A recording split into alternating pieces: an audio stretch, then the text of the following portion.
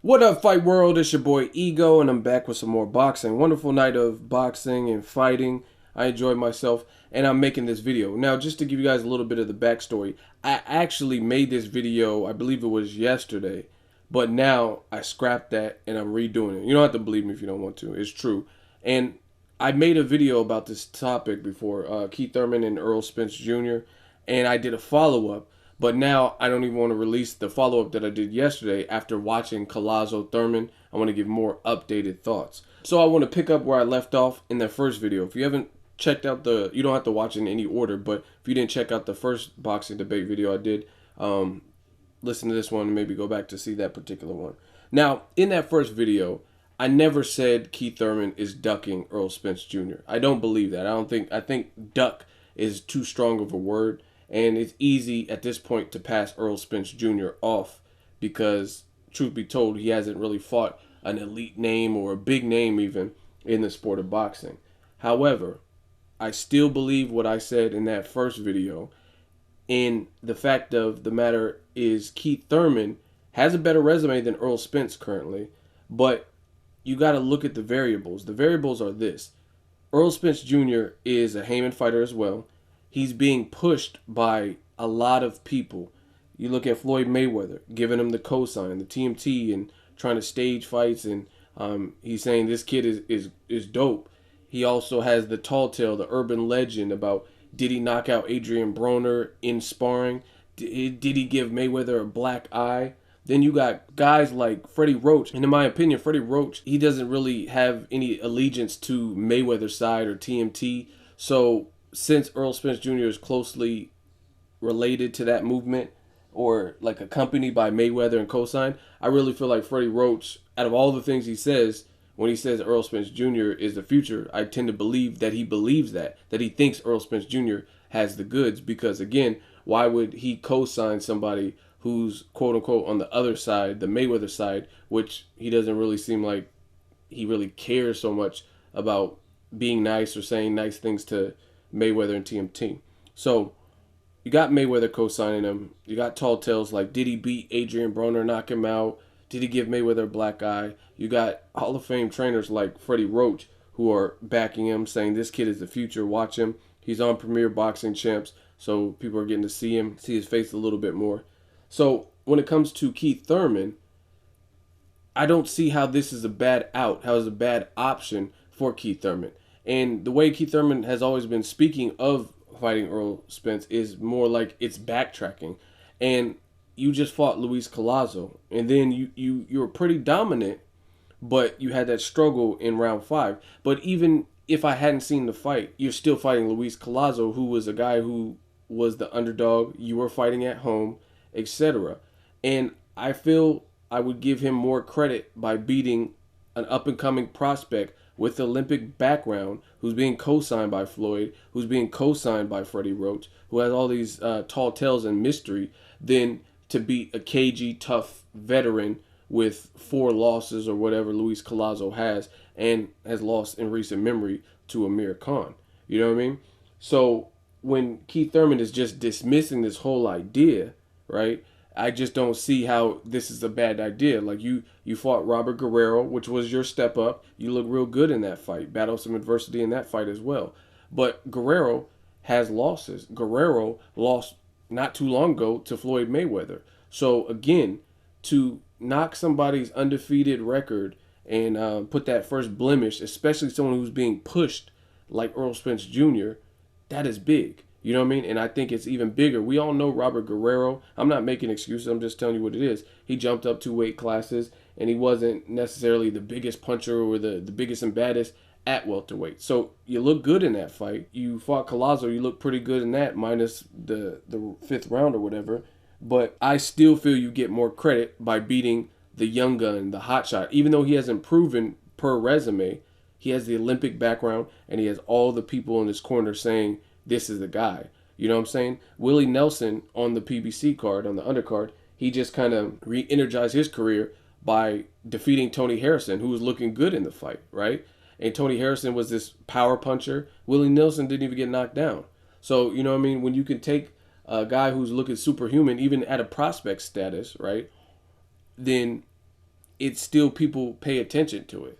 Like I said, Willie Nelson, they're like, oh, upset. You know what I mean? And I'm not saying that Keith Thurman wouldn't be the favorite versus Errol Spence. I don't know. All I know is it's a good fight. And this is the other thing. The only real argument that I've heard is, why should Floyd Mayweather get to dictate Keith Thurman's career? Why should he tell him who to fight? He wants to fight Mayweather. Well, Mayweather's Mayweather. Mayweather is saying he's not going to fight Keith Thurman. So if he's not going to fight you, then there's not really anything you could do about it. You know what I mean? He's the more proven, decorated A-side guy. So if he's not going to fight you, he's not going to fight you. So even despite whatever your call-outs and stuff, you're going to burn money and stuff. If he's not going to fight you, he's not going to fight you. That's one thing. Another thing is, why are people getting so hung up on the fact that Mayweather suggested it? For me, if something's a good idea is a good idea is a good idea.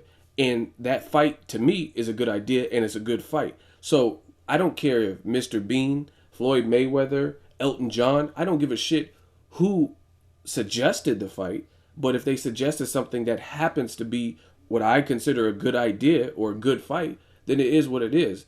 Like, if Mayweather suggested, yeah, I think Broner should fight Brandon Rios, and I like that fight, then I don't care that Mayweather suggested the fight. I think that's a good fight. You know what I mean? I think they should fight. Things like that, or whatever the fight is. You know what I mean? So people are getting so hung up on it. You look at it, a few years ago, 2009, 2010, during the first Pacquiao negotiations, Mayweather was laughed at. People said, oh, he's scared, he's ducking, he's a pussy, he wants drug testing. And Mayweather said, I want to be, me and Pacquiao are the top earners, we're the biggest stars in sport, let's be on an even playing field. And people criticized him for suggesting any testing that was above and beyond the standard commission test, right? Years later, after Lamont Peterson, Andre Berto, Chavez Jr., John Molina, Ray Beltran, and a slew of other people get tested positive for something, some harder peds, some like weed and stuff like that. But a lot of people get busted. That's my thing. Now, Olympic style or above and beyond testing is more accepted. Pacquiao used it, even though he was kind of against it, him and his team. They said, oh, let the commission do their job early on. But Pacquiao used it versus Brandon Rios, etc. They used it in the Mayweather-Pacquiao fight. Things like that. So now testing is now being accepted. Nonito Donaire was doing the year-round testing. There's other people like that. So my point being with this whole thing is, if it's a good idea, it's a good idea. Mayweather wanting to have a clean sport and clean up the sport with drug testing was a good idea. And now people caught on to it years later or whatever. But I'm not mad because Mayweather suggested it. If Pacquiao suggested it, if Jim Carrey suggested it, I don't give a shit. If Jim Carrey says all top tier athletes or whatever boxers put their life on the line, we need drug testing, right? Then I'm like, okay, Jim Carrey came up with a good ass idea. The Ace Ventura did it. You know what I'm saying? I'm not going to be like, oh no, why would you listen to Ace Ventura? Why would you listen to a suggestion from Ace Ventura? So again, back to Errol Spence and Keith Thurman. I don't care that Mayweather suggested it. Mayweather's not Keith Thurman's boss. He's not his manager. He's not Al Heyman. He's not necessarily a matchmaker. I get it. He's not in charge of Keith Thurman's career. But if it's a good fight and I feel that it'll do wonders for Keith Thurman's career or give him more exposure or notice, then, and it's a good fight, then why wouldn't I? So again, I don't see that argument as really being that valid because people are getting hung up on who said it. I don't care if Pacquiao said it. I don't care if Freddie wrote. Anybody could say it. It's a good idea. Now, in Keith Thurman's defense or whoever's pro this fight not happening, if the only time where I would say I'm respectful of the business, I understand how the game goes. If you're going to fight another Luis Collazo, another Leonard Bundu type of fighter, right? Even a Robert Guerrero probably, somebody who recent losses and stuff like that, Errol Spence should be the next fight because people don't want to see you against Julio Diaz type opponents or fights like that. You know what I mean? Like Collazo. So I think Spence should be a good ticket. Now, again, the only time that I would say don't go with Spence is if he's fighting somebody who I believe brings more to the table, like more of a blockbuster. Like if Keith Thurman got a fight next fight with Sean Porter, if he got a fight with Kell Brook, if he got a fight with Amir Khan, Floyd Mayweather, Manny Pacquiao, of course I'll say fight those guys because not only are those more decorated, proven guys with better resumes than Errol Spence, but they also would all generate, I feel, probably more money. Sean Porter was on Main Event with Adrian Broner recently. He's done more in the sport. He's more of a proven welterweight than Errol Spence Jr. I'm not talking about skill set or nothing. I'm just talking about if they both retire tomorrow, who has the better resume, and it's Sean Porter. So again, if you were to explore in one of those big fights or your next fight, then of course take those. But if not, then I think you should really be looking in the direction of a Earl Spence Jr. because I don't think it's a bad idea that you two fight. Now, as far as the Collazo performance, you got hurt by a body shot in round 5 by a cagey veteran. Now, Earl Spence ain't been in the pro game like that, but he has an amateur background, and that's kind of his bread and butter with his pro style is his vicious body punching. So even more after seeing that, I really want to see this fight. And I think both fighters, I think to me, despite Earl Spence having a premature resume, I really would say it's close to a 50-50 fight. And there's questions for both. For Earl Spence Jr., I've never seen him in there with someone who I think can crack and has cracked like Keith Thurman. You know what I'm saying? And good movement and boxing and can hit you and then move and then flee and then different stuff like that. But then for Earl Spence Jr., I don't know.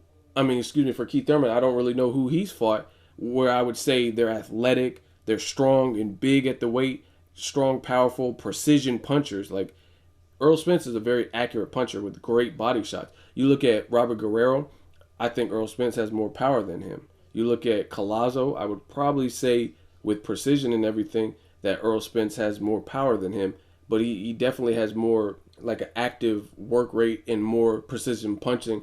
Plus, he's like 10 years younger than Collazo. So I think it's a hell of a fight. Some people are getting pissed off like, what has Spence done? This is my whole thing, and I'm going to end on this particular note. I look at it like this. Boxing fans are so fake and fickle because if a guy like Earl Spence Jr. is saying, I want to fight Keith Thurman right now, he's criticized for it. They say, oh, why should Spence get a chance? He hasn't fought nobody, right? But when he continues to fight Phil LaGreco's or bums from ESPN or guys we don't know or whoever, then you criticize him for that.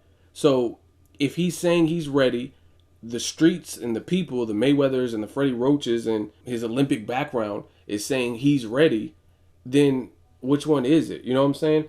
Either you're going to not criticize him for not stepping up in competition or you don't want him to step up in competition. But fickle boxing fans, they want to have it both ways. They want to say, oh, Earl Spence, he's a bum because he ain't fought nobody. We don't know what he can do. But then as soon as he calls someone out, they want to prohibit that person and say he shouldn't get a fight with Keith Thurman. Why should he? What has he done? Every fighter has to start somewhere. Floyd Mayweather, if it weren't for like the Gennaro Hernandez's, the Diego Corrales's, the De La Hoyas, he wouldn't be this big boxing megastar. If Pacquiao didn't fight Barrera, and you got look at guys like Leonard Ledwaba, he took that fight on 2 weeks' notice. Ledwaba didn't have to fight that. He could have been like, who the fuck is Manny Pacquiao? I never heard of him. He just got to America 2 weeks ago. Fuck him. You know what I mean? But he didn't do that, and he got his ass whipped for it. So maybe he should have done that. But my point being is everybody got to start somewhere. Ledwaba could have just been like, who's this Filipino little kid? He don't even look that big with dyed hair. I'm not fighting him. What's he done? But that's what boxing is coming to. You got fans who act more like promoters. They say they want someone tested. Like me, I want to see Gennady Golovkin step up in class, in competition. So if he fights Carl Froch, you don't hear no problem with me. Same thing with Leo Santa Cruz. I'm like, I wanted to see Leo Santa Cruz step up in competition because he took a U-turn in terms of his competition, right? And now he's fighting Abner Matas. I don't have no problem with that. Abner Matas is solid. Now, I still think he ducked Rigondeaux, but I'm not complaining about Abner Matas because he's moving up and he's fighting a once-defeated tough fighter like Abner Matas. You know what I mean? But only in boxing do you have fans who try to have it both ways. They'll say, oh, Leo Santa Cruz needs to step it up. And then he steps up with Abner Matas and now they're still mad. Or if Triple G steps up like you said you wanted to, and then now you don't want to see that fight or whatever. So for me, Keith Thurman, I really don't feel his resume is eons and light years ahead of Earl Spence Jr. I mean, he has bigger names like Julio Diaz, but I mean, you look at a good percentage of those people, who wouldn't you pick Earl Spence Jr. to beat? Do you think Jesus Soto Caras, who's fighting in the BKB, do you think he beats Earl Spence Jr.? You know what I'm saying? I think he's far too reckless. And if Earl Spence Jr. were to fight him, I think it would be the same outcome. You know what I mean? Vicious body shots and probably get a stoppage, maybe a decision. But I think he would have. I don't think he beats Errol Spence, right? You look at Julio Diaz at the point when Keith Thurman fought him. If that Julio Diaz stepped in the ring with Errol Spence, do you think the outcome is much different? Do you think Julio beats Errol Spence? You know what I'm saying? So I mean, to me, Keith Thurman, I really like the kid, but I don't think his resume is just so above. Like if Pacquiao, Bradley, Mayweather, one of them guys, they try to like backburner somebody, backdoor someone, like, oh, who is this dude? Based on resume, those guys can do it because to me their resumes are all deep. But Keith Thurman, I don't feel he's had that many step. I mean, people were just saying Guerrero was his first big step up. You know what I'm saying? So I don't feel his resume is light years ahead. And this is not even a prediction video about who I think would win. I'm not even saying Errol Spence Jr. wins. So I know some of you guys are going to leave those funny style comments. Oh, you think Earl can beat him? Ha ha ha. It's not. I didn't say one prediction in this video. I'm just saying it's a good fight. And this is my reason. Part 2. Let me know what you guys think. Make sure you like my video as always. Hate, comment, and subscribe. Till next video, it's Ego signing off.